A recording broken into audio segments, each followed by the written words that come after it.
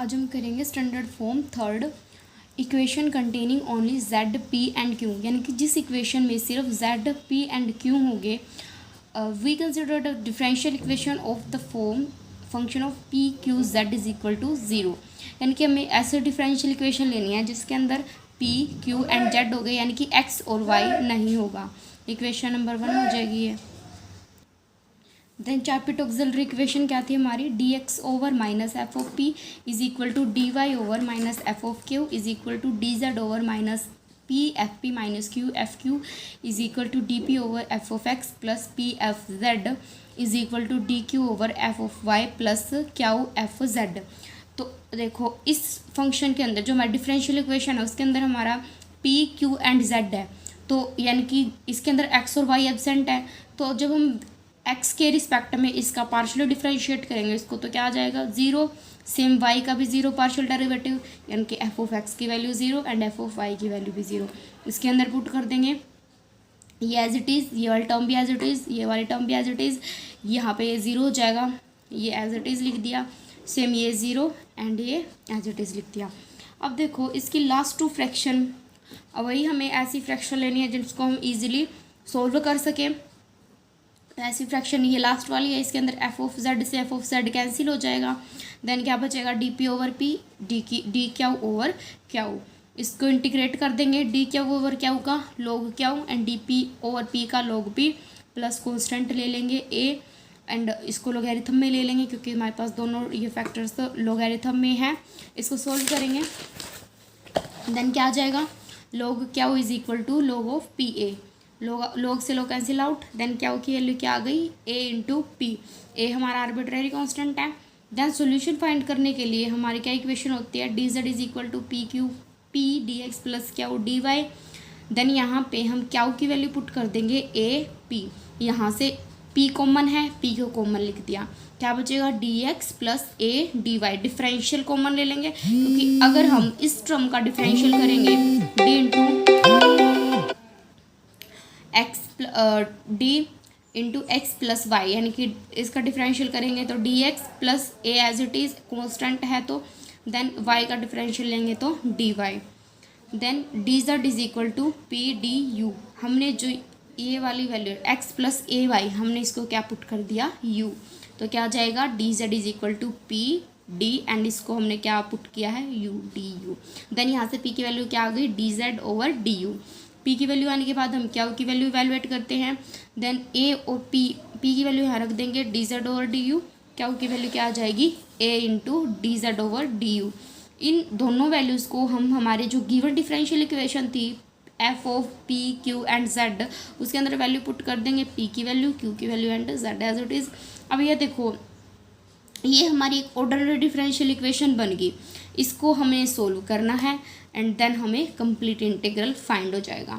इस तरह से हमें इसके सोल्व करने हैं इसके क्वेश्चंस। इसका वर्किंग रूल क्या रहेगा, देखो हमें इस टाइप की इक्वेशन सोल्व करनी है, यानी कि working rule for solving P for F of P Q and Z, यानी कि वो वाली इक्वेशन जिसके अंदर सिर्फ ये तीन ही वेरिएबल हो पी क्यू एंड जेड। तो इनको सोल्व करने के क्या स्टेप्स होंगे, देखो सबसे पहला क्या होगा कि हम जेड को फंक्शन ऑफ यू मानेंगे, जहाँ पर यू जो है वो उसकी वैल्यू क्या थी हमारी एक्स प्लस ए वाई, तो यहाँ से जेड जो है वो यू का फंक्शन बन गया। तो हम यहाँ पे जेड को क्या मानेंगे function of U, where U की value is X plus A Y. Then put करेंगे पी को D Z over D U, हमारी यही वैल्यू आई थी क्योंकि A into D Z over D U जो हमारी गिवन इक्वेशन होगी इसके अंदर हम ये सब पुट कर देंगे। The given equation reduces to an ordinary differential equation of first order. Then हमारे जो गिवन इक्वेशन है उसके अंदर जब हम पी एंड क्यू की वैल्यूज़ को रखेंगे तो वो एक ऑर्डिनरी डिफरेंशियल इक्वेशन बन जाएगी फर्स्ट ऑर्डर की, और उसका जो सोल्यूशन होगा वो हम लेट करते हैं क्या आ जाएगा F of X Y Z A और B is equal to zero. हमने मान लिया कि हमारा ये सोल्यूशन आया है, this gives the complete solution of the given equation. तो हमें गिवन इक्वेशन का कंप्लीट सोल्यूशन मिल जाएगा। क्या करना है हमें कंप्लीट सोल्यूशन निकालने के लिए, z को एफ ऑफ यू पुट करना है, जहाँ पर u की वैल्यू x प्लस ए वाई है, p की वैल्यू रखेंगे, q की वैल्यू रखेंगे, देन वो एक ऑर्डिनरी डिफरेंशियल इक्वेशन में कन्वर्ट हो जाएगी, रिड्यूस हो जाएगी, देन उसको सोल्व कर लेंगे, सोल्यूशन फाइंड हो जाएगा हमारा x y z एंड कुछ कॉन्स्टेंट a b में, वही हमारा कंप्लीट सोल्यूशन होगा। अगर वो सिंगुलर सोल्यूशन के लिए क्या करेंगे, हमें वही स्टेप है सिंगुलर सोल्यूशन के लिए कि हम एलिमिनेट करेंगे ए और बी को। जब हमारा कंप्लीट सोल्यूशन आता है उसको हम a with respect to a and with respect to b differentiate करेंगे, देन उन तीनों इक्वेशंस को यूज़ करके हम ए और बी की वैल्यू फाइंड कर लेंगे। एंड जनरल सोल्यूशन के लिए पहले हम क्या करते होते हैं, जो हमारे दो आर्बिट्ररी कांस्टेंट होते हैं कंप्लीट सॉल्यूशन के अंदर, उसमें हम एक कांस्टेंट को दूसरे कांस्टेंट के फॉर्म में फंक्शन की फॉर्म में पुट कर लेते हैं, यानी कि बी को ए के फंक्शन में पुट कर लेंगे, जहाँ पर फाई जो है वो आर्बिट्ररी फंक्शन होगा। Then the equation f is equal to 0 curl f over curl is equal to 0 constitute the general solution. यानी कि जो हमारी जो बी की वैल्यू पुट करने पे जो इक्वेशन आई है वो, देन उस इक्वेशन को with respect to a differentiate करने के बाद जो इक्वेशन आएगी वो, उन दोनों को यूज़ करके हम ए को एलिमिनेट कर देंगे एंड जनरल सॉल्यूशन हमारा फाइंड हो जाएगा। देखो इसके ऊपर बेस्ड क्वेश्चन देखो क्या है हमारा first question, p cube plus x cube minus 3pq z is equal to 0। तो ये हमारी किस फॉर्म की है इक्वेशन,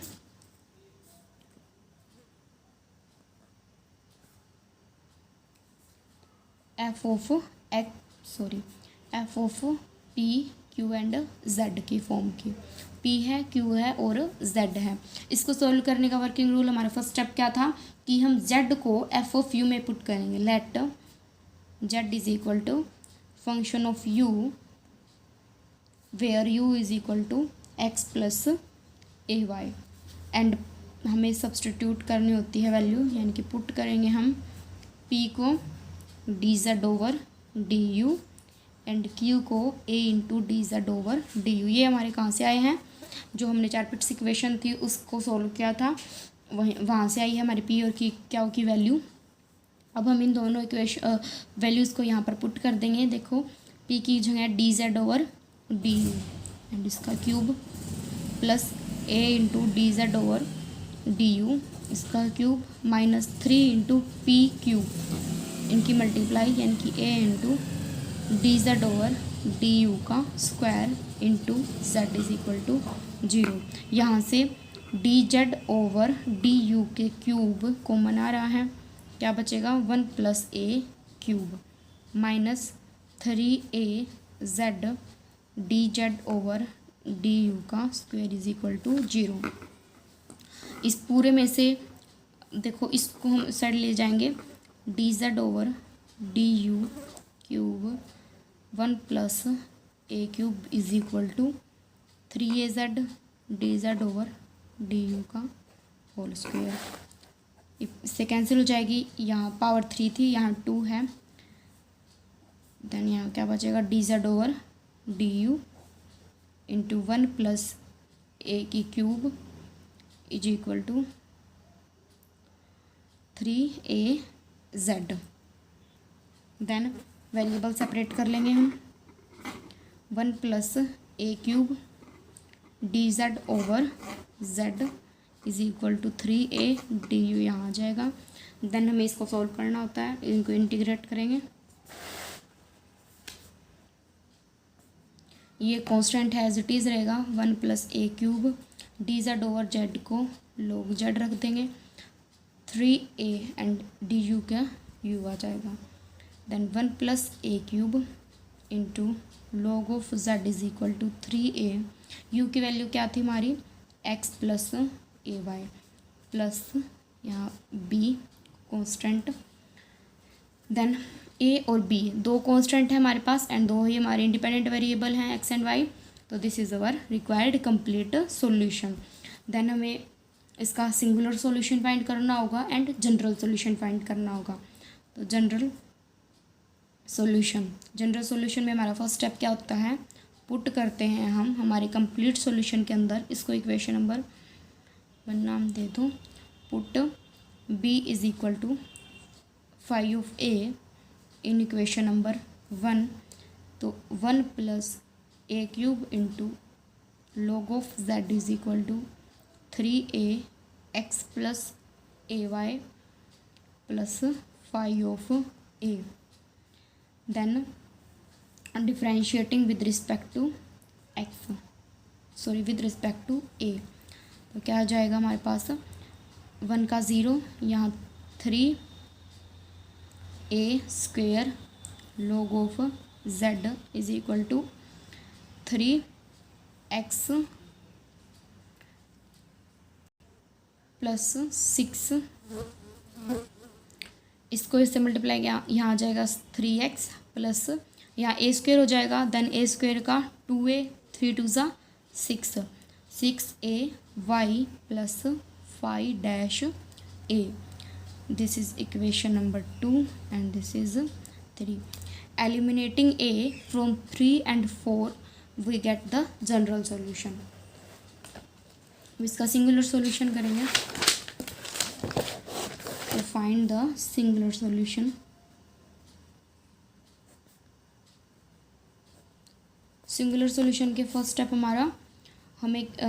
ए और जो हमारा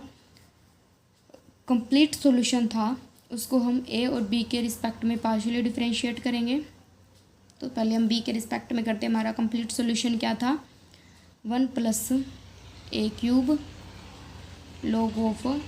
z is equal to 3ax plus ay plus b. तो जब हम इसको डिफरेंशिएट करेंगे partially with respect to b, then यहाँ क्या आ जाएगा, ये सारा 0, ये 0 टर्म एंड b का 1 and 0 is equal to 1 is not possible.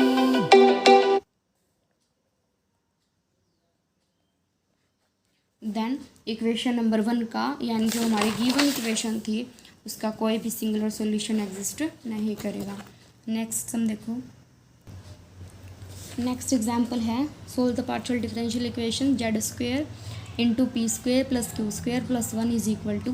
1. तो हमारा फर्स्ट स्टेप क्या होता है कि हम पुट करते हैं, लेट करते हैं हम z को function of u where u is equal to x plus ay and then put करते हैं p को dz over du and q को a dz over du in equation 1. z² p² को हमने क्या पुट किया है, dz ओवर du का स्क्वेयर प्लस q की value a² into dz over du का square plus 1 is equal to 1. Then z² यहाँ मल्टीप्लाई में है, इधर डिवाइड में आ जाएगा, dz ओवर du का whole square plus a² dz over du का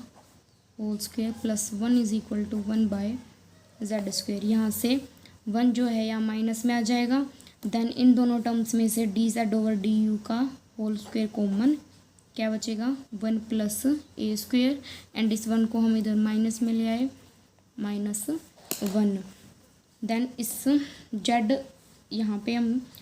dz ओवर du का whole square is equal to 1 plus a² को यहाँ डिवाइड में ले आएंगे, इसका एलसीएम ले लेंगे z² and 1 minus z². Then dz over du इसका होल स्क्वेयर है, उधर जाके इसका अंडर रूट हो जाएगा, plus minus 1 over under root of 1 plus a², then 1 minus z² under root over z² का अंडर रूट से स्क्वेयर से अंडर रूट कैंसिल हो जाएगा, z बच जाएगा. हम इसकी पॉजिटिव वैल्यू लेट कर लेते हैं, माइनस को निगलेक्ट कर देंगे,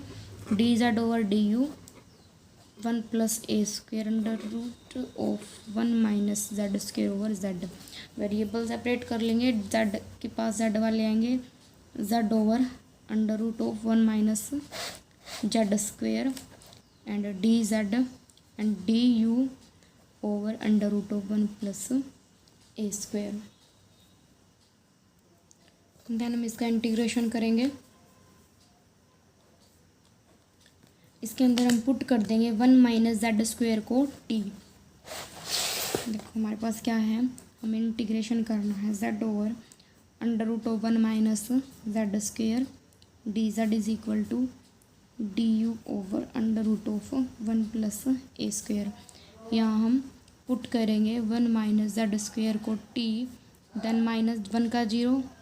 2z d Z is equal to d t, then d z की वैल्यू आ जाएगी माइनस 1/2z डी टी। यहाँ वैल्यूज़ रखेंगे, z इंटू डी जेड की वैल्यू क्या आई है minus 1/2z into d t over under root of T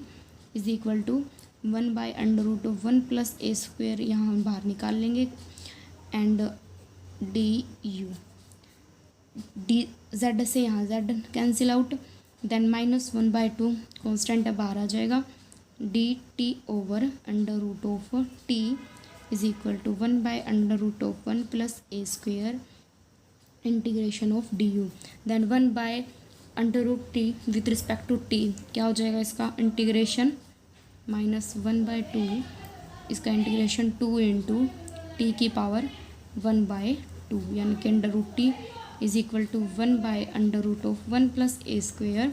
D you का हो जाएगा u plus constant b, then t से 2 से 2 cancel out, minus under root of t, यानी कि टी की वैल्यू रख देंगे 1 माइनस जेड स्क्वेयर, यानी कि under root of 1 minus z square is equal to 1/√1 plus a square into u plus b. यहाँ एलसीएम ले लेंगे हम,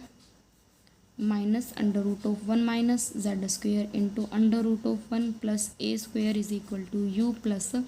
B into under root of 1 plus a square, minus under root of 1 minus z square into 1 plus a square is equal to u plus, इसको हम सी put कर देंगे constant, then यहाँ पे इसका स्क्वेयर अंडर रूट है तो उस साइड जाके इसका स्क्वेयर हो जाएगा, minus 1 minus z square 1 plus a square is equal to u plus c का होल स्क्वेयर। यहाँ यू की वैल्यू रख देंगे x प्लस ए वाई प्लस सी इसका whole square. This is our required complete solution. General solution निकालेंगे इसका। General solution के लिए हम कांस्टेंट को, यानी कि हमारे पास यहाँ पे जो कंप्लीट सॉल्यूशन है उसमें a और c दो कांस्टेंट है, तो c को हम फाई ऑफ a पुट कर देंगे, where phi is an arbitrary function, then 1 minus z square 1 plus a square is equal to x plus A Y plus c की वैल्यू फाई ऑफ ए इसका whole square. इसको इधर ले आएंगे minus में, then इसको ए के रिस्पेक्ट में पार्शियली डिफ्रेंशिएट करेंगे, तो 1 minus z square as it is, 1 का 0, ए स्क्वेयर का 2a, देन इसको इधर ले आओ माइनस में, देन क्या आ जाएगा यहाँ 2 into x plus A Y plus phi of a. अब ब्रैकेट वाले पार्ट का करेंगे तो y plus phi dash a is equal to 0, eliminating a from equation 2 and 3 we get the general solution। then इसका सिंगुलर सॉल्यूशन फाइंड करेंगे। Singular solution के लिए हमें जो हमारे कंप्लीट सॉल्यूशन जो हमारा आया है उसको हमें a और c के रिस्पेक्ट में पार्शियली डिफ्रेंशिएट करेंगे। पहले a के रिस्पेक्ट में करेंगे तो क्या आ जाएगा हमारा 2a 1 minus z square is equal to 2 into x plus A Y plus c, then bracket वाले पार्ट का करेंगे तो यहाँ जाएगा y, देन c के रिस्पेक्ट में करेंगे ये 0 हो जाएगा is equal to 2 into x plus A Y plus c, then c का 1 लिखने की ज़रूरत नहीं है। यहाँ से हमें अब a की और c की वैल्यू फाइंड करनी है, तो देखो यहाँ से हम वैल्यू फाइंड कर लेंगे। क्या है हमारा 2 into x plus A Y plus c is equal to 0, यानी कि जो हमारा ये वैल्यू है वो हमारी 0 के इक्वल है, यानी कि ये जो पार्ट है वो 0 हो गया। तो हम इस इक्वेशन के अंदर इसको हम 0 लिख सकते हैं, तो क्या आ जाएगा 2 into a 1 minus z square is equal to 0 into y, तो 0 ही हो जाएगा। देन 2a ये जीरो हो जाएगा, यहाँ पे हम इसको डिवाइड करेंगे जीरो और समथिंग जीरो, देन ए की वैल्यू हमारी क्या आ गई, zero. And 1 minus z square, या ये जीरो होगा, देन यहाँ से जेड स्क्वेयर की वैल्यू क्या आ गई, 1। ठीक है, और z जो है z के अंदर यानी कि x और y टर्म नहीं है, तो जब हम इसका डिफ्रेंशिएट करेंगे x के रिस्पेक्ट में, यानी कि जो p है उसकी वैल्यू जीरो आ जाएगी, इसको y के रिस्पेक्ट में करेंगे तो जीरो, यानी कि हमारी क्याऊ की वैल्यू भी जीरो आ गई, यानी कि p की वैल्यू ज़ीरो, क्याऊ की value zero and Z square की वैल्यू आ गई हमारी 1। तो अगर हम ये वैल्यूज़ हमारे गिवन इक्वेशन के अंदर पुट करें, तो अगर ये सेटिस्फाई हो जाती हैं इन वैल्यूज़ रखने पर ये इक्वेशन, तो z square is equal to 1 जो है वो हमारा सिंगुलर सॉल्यूशन होगा, अदरवाइज़ नहीं होगा। देखो p equal to zero put करो, यहाँ पे जीरो पुट कर दिया, एंड क्याऊ स्क्वेयर क्याऊ को जीरो पुट करेंगे, एंड जेड को हम 1 पुट कर देंगे, तो हमारा देखो क्या आ जाएगा, जेड स्क्वेयर, इसको हमने क्या पुट करना है, 1, तो इसकी जगह 1, देन p को 0 एंड क्याऊ को 0 plus 1 as it is, and 1 is equal to 1 as it is, then हमारा क्या आ जाएगा, 1 इज इक्वल टू 1। यानी कि जब हमारी ये कंडीशन आ रही है, z square is equal to 1 आ रहा है, तो हमारी p की वैल्यू जीरो हो जाएगी, क्याऊ की वैल्यू जीरो हो जाएगी, वो ये तीनों कंडीशन हमारी गिवन इक्वेशन को सेटिस्फाई कर रही हैं, इस यानी कि हमारे जो सिंगुलर सॉल्यूशन है वो क्या आ जाएगा, z square is equal to 1।